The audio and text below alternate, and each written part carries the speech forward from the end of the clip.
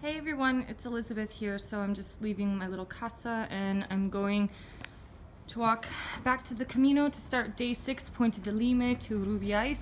I'm actually going to have a rest day tomorrow because I'm staying at I had a couple extra days and so I didn't know what to do, and I kind of wanted to spend them more in Portugal than in Spain, and so I'm actually going to spend 2 nights at a little vegetarian vegan farm, and maybe tomorrow I'll be able to help them with some animals or gardening or just kind of hang out and journal and meet whoever stays there. Their bookings happen on Airbnb, and so I don't know, they've been sold out every month, so hopefully I'll be able to meet some more people. This morning I ran into a couple. They're hiking with their dog. They're from Dresden, Germany, and they had a couple friends with them. So we're gonna do a little walk and talk this morning, just so you can see some of this town, Ponte de Lima. I'm just really charmed by it. It's 9 a.m. so it should be pretty quiet here to where you can see some of the little village without too much street noise. But yeah, what a whirlwind of emotions I had yesterday on day 5. I just woke up, I was so happy, I was excited, and then in the evening time I just completely broke down and was really sad and lonely. It's really hard because I go through these shifts and waves. I need to have some alone and private time in my life. I don't think that's abnormal, and so it's if I'm with people all the time, I crave being by myself, and when I'm alone too much, I crave being with other people. And so I guess to some degree it's all about having a balance in life, which is what really works well for me. But it's hard because if I'm with people the whole time, I can't do this personal inner reflection work. Hola. And if I'm by myself the whole time, I can do these videos and things, but it's you miss kind of some of the social part of being on the Camino. And I think because I am going at the end of October, a lot of people said, the people who have owned these quintas and things like that, they just said, it's very quiet this time of year because it's low season. But they said in September, all these places are booked every single night, and there's a ton of pilgrims, tons of people.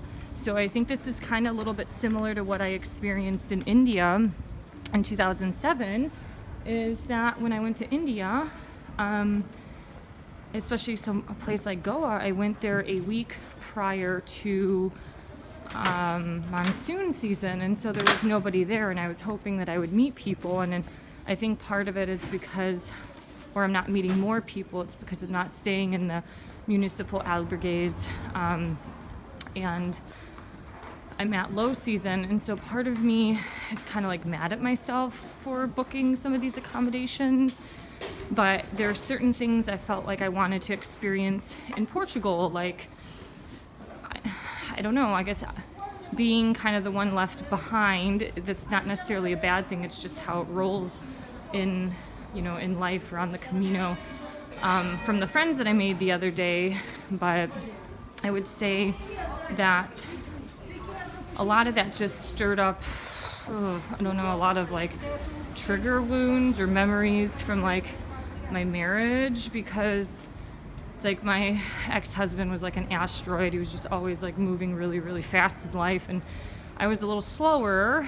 And it's he moved first to Washington State, then he moved first to the western part of the state, and then he moved first to Germany, and it was I was the one always left behind, which is not a bad thing. That's just how it happens sometimes in these type of relationship situations.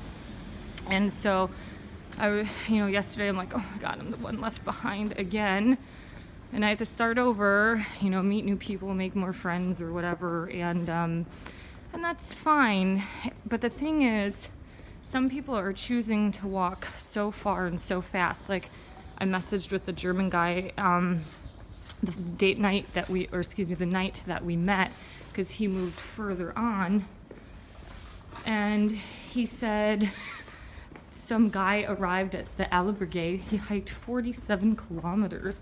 It's Jesus, that's a lot. And I feel for me, this isn't a trip that is just all powering through walking. It's to actually explore the Portuguese culture, and I think that's kind of admirable in itself, because there's more to life than walking. It's like actually exploring this fucking country. And I don't have any plans in Spain except for like 2 nights in Santiago. My plan is to walk in on October 31st, which the irony is that, oh my god, it's so cute. I love these little streets.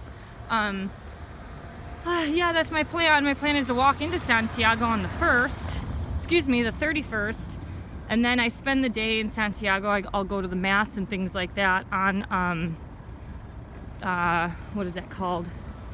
On the 1st, the Day of the Dead. And so to me, that's kind of symbolic. And I almost thought about canceling my plans so I can catch up to the Italians and the German, because I really enjoyed their company. And then I'm like, that's so fucking symbolic to everything I've ever done in like almost every relationship of my life. Is like, I'm the one that sacrifices my fucking plan or my day or my, career for love. And, it's like, should I cancel and piss away $50? Like, for me, $50 is $50. It's not that much money. But it's like, should I do that for the pure sake of trying to be on someone else's itinerary? And then, I don't know. Anyways, I'm going through these waves of emotions. There's some other pilgrims. I think these are Germans. I ran into them 2 days ago. So I'm going to end this video. I have some other thoughts about some stuff that happened last night that was so funny. And I'll speak soon. Bye.